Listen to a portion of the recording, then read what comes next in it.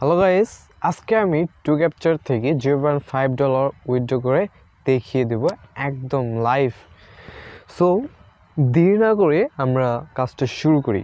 তো আমার এখানে কিন্তু $0.5 রয়েছে, আমি এটাই উইথড্র করব। সো উইথড্র করার জন্য প্রথমে আমাকে এই উপরে থ্রি মেনুতে ক্লিক করতে হবে।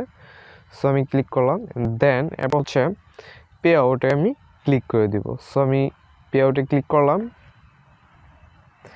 পে আউটে ক্লিক করার পর এখানে কিন্তু আমার ব্যালেন্স রয়েছে। সো অ্যাভেলেবল ফাউন্ড $0.5 এবং কোথায় এটা উইথড্র করবো সেটা হচ্ছে পেয়ারে।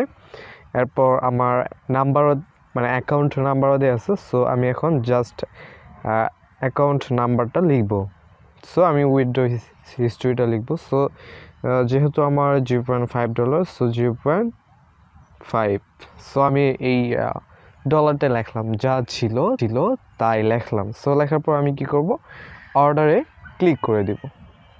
সো দেন আমি এই অর্ডারে ক্লিক করে দিলাম।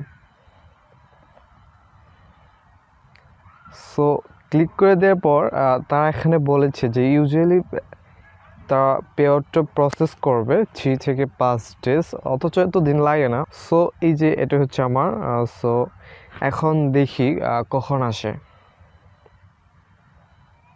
হ্যালো গাইস, আমি 10 মিনিট পর আবার ব্যাক করলাম। তো এখন কথা হচ্ছে যে আমি কিন্তু এখানে এই যে তারিখটা দেখুন একটু, 11 মাস 18 তারিখ 8টা 29। তো যাই হোক 8টা 29 এটা হচ্ছে ডেট দেখাইছে। সো এরপর কিন্তু আমি 8টা 35-এই পেয়ে গেছি।